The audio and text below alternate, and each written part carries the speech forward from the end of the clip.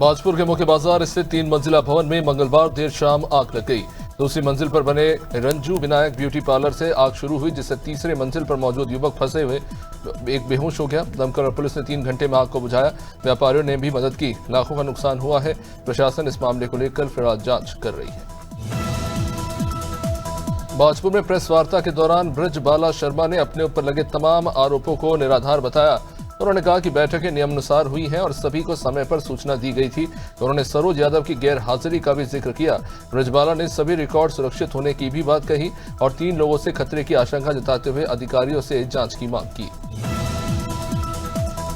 डबरा में 15 अक्टूबर को लेकर पुलिस ने हाई अलर्ट जारी किया है। वरिष्ठ पुलिस अधीक्षक धर्मवीर सिंह यादव के निर्देशन में नेशनल हाईवे नंबर 44 सहित शहर के मुख्य मार्गों पर सघन चेकिंग अभियान चलाया गया।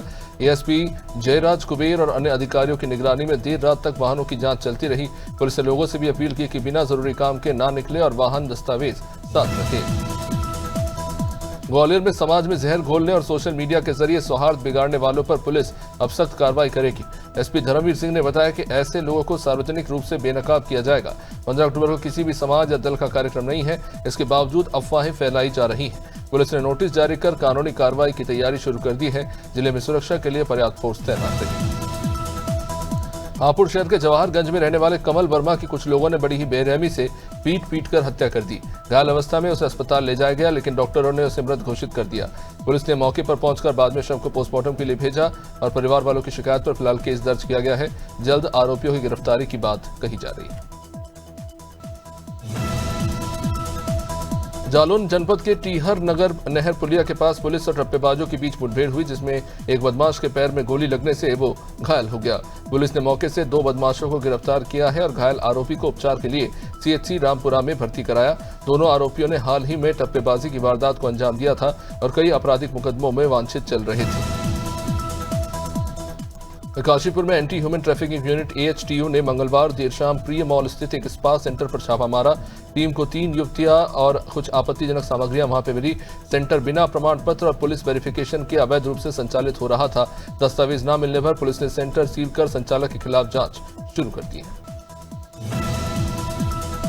त्योहारों से पहले Kaushambi police full action mode पर नजर आ रही है।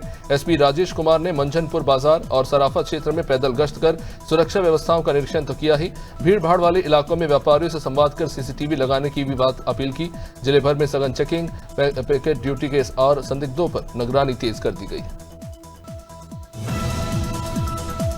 गेवरा कोयला खदान के भूमि अधिग्रहण को लेकर ग्राम भिलाई बाजार में हुई बैठक में ACCL गेवरा और जिला प्रशासन के अधिकारी मौजूद रहे।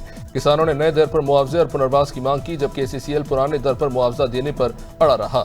अब इसी विवाद के बीच में जमकर मारपीट हो गई और प्रशासनिक अधिकारी मूक दर्शक बने रहे।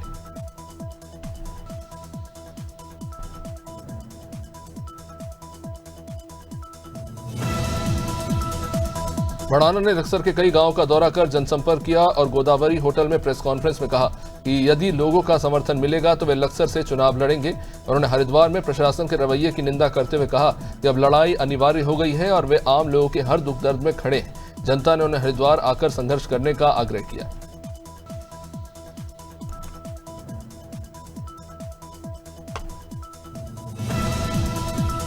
महिदगवा थाना क्षेत्र के 12 खेमपुर गांव में दबंगों ने मामूली कहासुनी के बाद दलित युवक सुभाष गौतम के परिवार पर लाठी डंडों से हमला कर दिया। हमले में दर्जन भर लोग जहां घायल हो गए, पिता मुन्नू लाल भी 14 दिन बाद इलाज के दौरान उनकी मौत हो गई। आरोपियों की पहचान सीसीटीवी में होने के बावजूद पुलिस ने लापरवाही बरती। मुख्य आरोपी मोहित यादव अब भी फरार है। नैनपुर सिविल अस्पताल में 14 अक्टूबर से डायलिसिस सुविधा शुरू हो गई है। 2 मरीजों का सफल डायलिसिस कर सेवा का शुभारंभ किया गया। मंत्री संपतिया उइके और सांसद विवेक तनखा के प्रयास से अस्पताल को 2 मशीनें मिली है। नैनपुर सहित सिवनी और बालाघाट के मरीजों को अब स्थानीय स्तर पर इलाज की सुविधा मिल पाएगी। निवाड़ी जिले के पृथ्वीपुर पुलिस ने मुखबिर की सूचना पर मनिया गांव में छापा मारकर कल्याण यादव की भैंसों के बाड़े से 35 पेटी अवैध शराब और एक सफारी गाड़ी बरामद की। गाड़ी से भी 1 पेटी शराब पाई गई है। आरोपी समेत वाहन चालक और एक अन्य के खिलाफ मामला दर्ज कर फिलहाल जांच जारी है।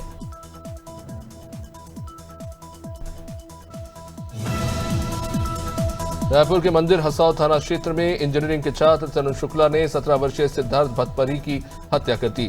2 अक्टूबर के विवाद और थप्पड़ का बदला लेने के लिए 5 अक्टूबर को दोस्तों संग शराब के बहाने जंगल बुलाया, बियर बोतल और पत्थर से हमला कर उसे मार दिया। साथ ही पहचान छिपाने के लिए पेट्रोल डालकर जला भी दिया। पुलिस ने तरुण सहित 2 आरोपियों को इस मामले में गिरफ्तार किया है। संभल में दिशा समीक्षा बैठक के बाद सपा सांसद ने कहा कि योजनाओं को धरातल पर परखा और जहां कमी दिखी वहां निर्देश दिए गए। बिहार में आरजेडी नेताओं पर आरोप तय होने को दबाव की राजनीति उन्होंने बताया और कहा कि भाजपा एजेंसियों का राजनीतिक इस्तेमाल कर रही है। उन्होंने कहा कि 2027 में जनता जवाब देगी और देश को भाजपा मुक्त बनाकर पीडीए आगे बढ़ेगा। सीहोर के ग्रीन वैली होटल के पास 13 अक्टूबर को हुए हमले के आरोपी हिम्मत सिंह मीणा को पुलिस ने 24 घंटे में गिरफ्तार कर लिया। आरोपी ने रॉड से हमला कर पंजाब सिंह को घायल किया था। पुलिस ने आरोपी से बाइक, कार और रॉड बरामद की है। पूछताछ में सामने आया कि आरोपी को ब्लैकमेल किए जाने के चलते हमला करना पड़ा। पुलिस ने तकनीकी साक्ष्यों के आधार पर कार्रवाई की। मशहूर फिल्म डायरेक्टर और एक्टर महेश मांजरेकर मंगलवार को पत्नी मेघा के साथ उज्जैन पहुंचे। उन्होंने काल भैरव, गड़ा कालिका, महाकालेश्वर और हरसिद्धि माता मंदिर में दर्शन किए। महाकाल मंदिर में जल अर्पित कर नंदी जी के कान में मनोकामना रखी। मांजरेकर से पहले भी कई बार उज्जैन दर्शन के लिए आ चुके हैं, आते रहते हैं। विदिशा के पुरानपुरा मोहल्ले में 3 बच्चों की मां अपने भोपाल निवासी प्रेमी दीपक के साथ भागने की कोशिश कर रही थी। तभी पति के विरोध पर प्रेमी ने चाकू से हमला किया। घायल को अस्पताल ले जाया गया, जहां डॉक्टरों ने उसे मृत घोषित कर दिया। वहीं पुलिस ने सूचना पर त्वरित कार्रवाई कर प्रेमी और महिला को कुछ घंटों में ही गिरफ्तार कर लिया और हत्या के प्रयास की धारा में मामला दर्ज कर कार्रवाई में जुट गई।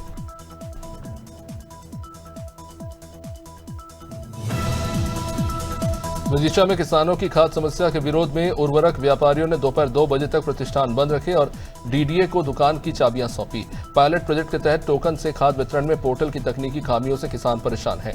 व्यापारियों ने कहा कि खाद होते हुए भी वे नहीं दे पा रहे। कृषि विभाग ने जल्द समाधान का भरोसा दिया है।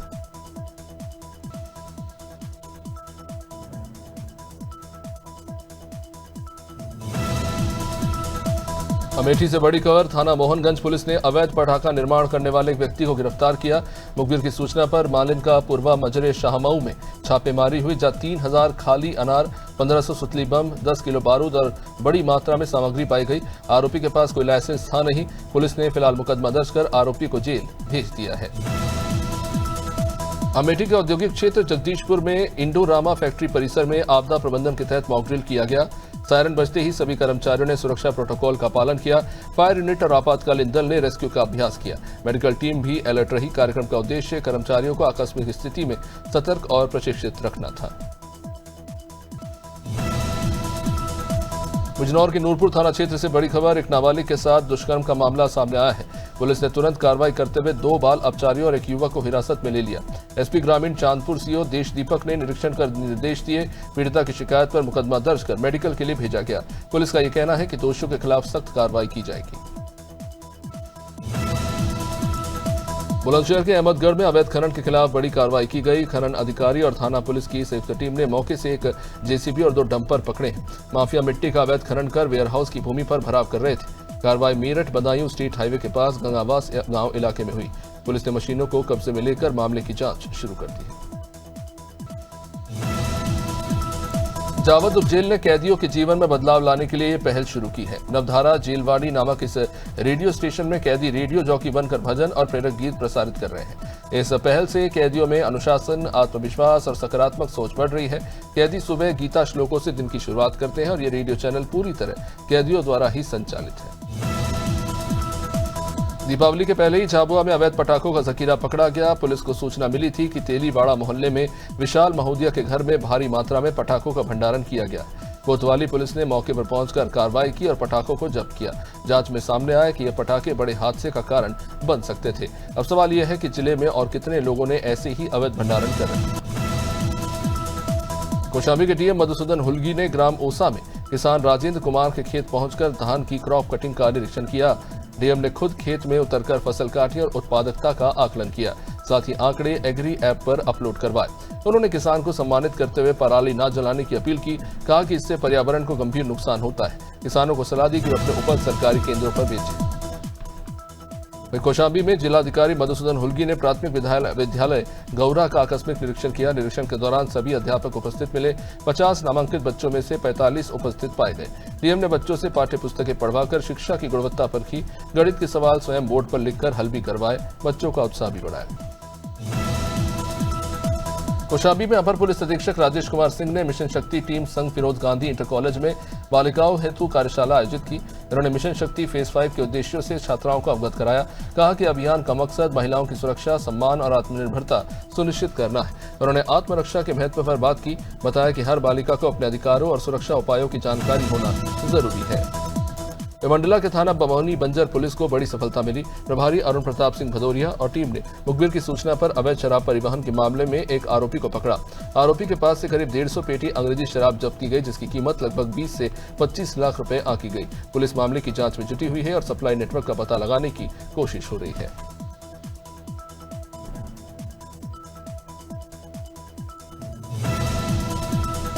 मंडला जिले के मवई क्षेत्र में एकमात्र सेंट्रल बैंक महीनों से बंद होने से ग्रामीण परेशान है। आदिवासी मजदूरों ने बताया कि उनकी मेहनत की कमाई बैंक में फंसी है। मजदूरी का पैसा निकालने के लिए महीनों चक्कर लगाना पड़ता है। बैंकिंग व्यवस्था ठप होने से बुजुर्ग पेंशनधारी और जरूरतमंदों को भारी दिक्कतें हो रही हैं। एक ग्रामीण ने बताया कि उनका बच्चा जबलपुर अस्पताल में भर्ती है, पर बैंक बंद होने से वो इलाज का खर्चा नहीं जुटा पा रहे।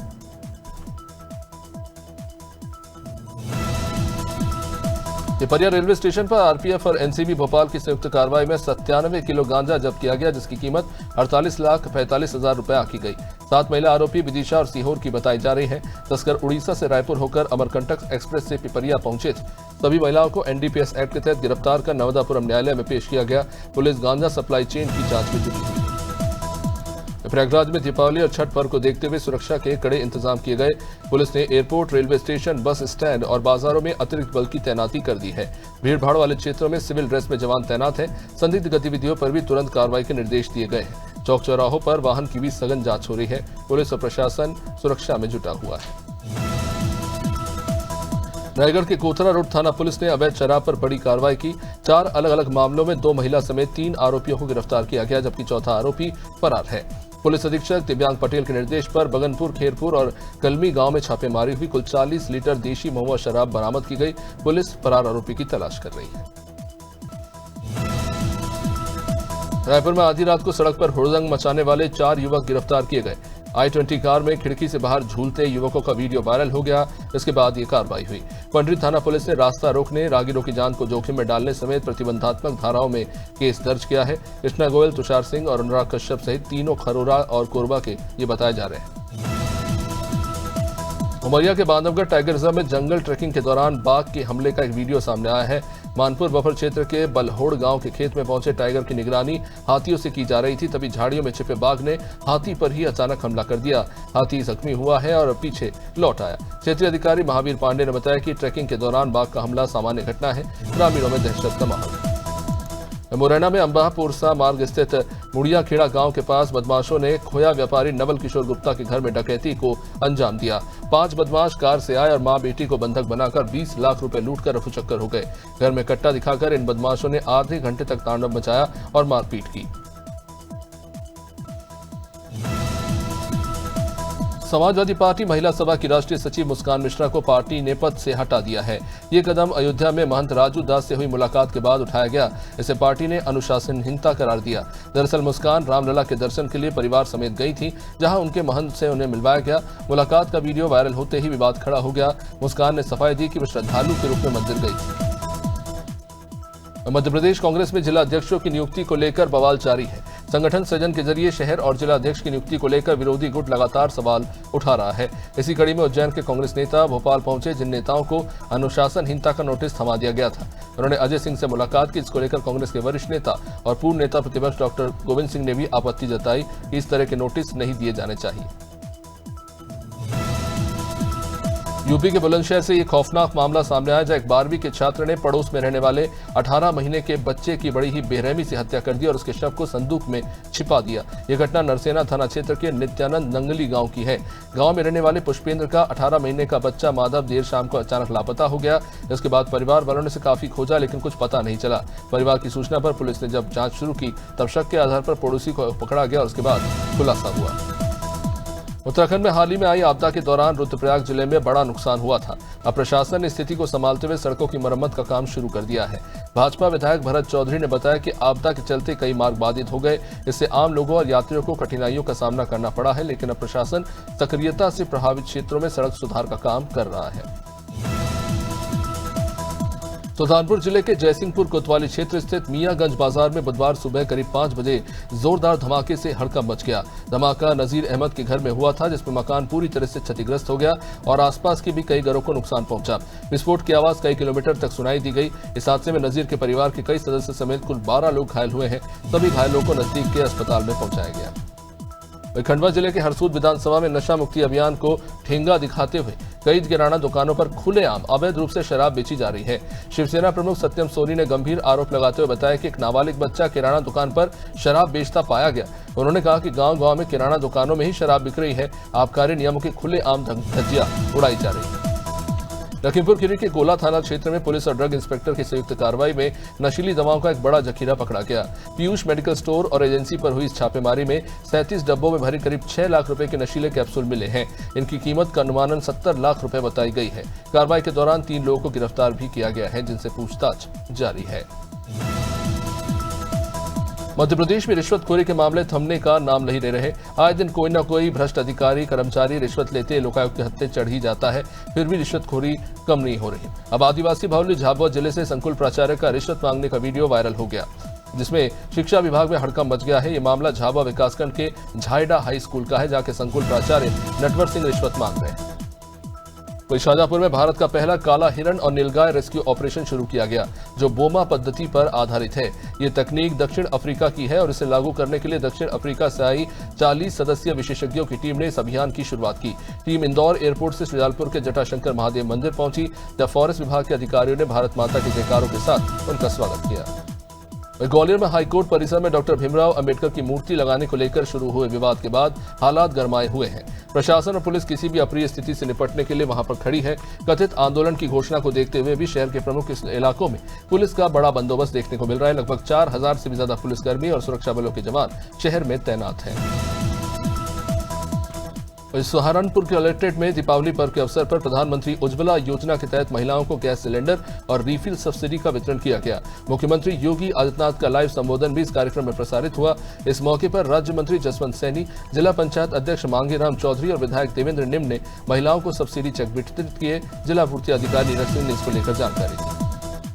भाजपा सांसद साक्षी महाराज ने एक बार फिर से अपने तीखे बयानों से सियासी हलचल मचा दी है। उन्होंने आई लव मोहम्मद ट्रेंड, विपक्ष की राजनीति, सीट शेयरिंग और बिहार की सियासत को लेकर खुलकर प्रतिक्रिया दी। साक्षी महाराज ने कहा कि कुछ जिहादी मानसिकता के लोग समाज में नफरत फैलाने की कोशिश कर रहे हैं, जिन्हें देश का अमन और विकास रास नहीं आता। अम्बेडकर नगर में स्वास्थ्य विभाग एक बार फिर विवादों में है। सीएमओ संजय कुमार शेवाल और deputy CMO doctor Sanjay Kumar Verma पर भ्रष्टाचार और अधिकार के दुरुपयोग के गंभीर आरोप लगे। आरोप है कि डिप्टी सीएमओ ने पीसीपी एनडीटी एक्ट का दुरुपयोग कर अपनी पत्नी के नाम से संचालित अस्पताल को फायदा पहुंचाया। साथ ही सीएमओ पर अस्पतालों के रजिस्ट्रेशन और रिन्यूअल में रिश्वत मांगने के आरोप पहले से ही जांच के दायरे में है। पाडुना में ऊर्जा मंत्री और पाडुना के प्रभारी मंत्री प्रद्युम्न सिंह तोमर ने नवनिर्मित एसडीएम कार्यालय भवन का लोकार्पण किया।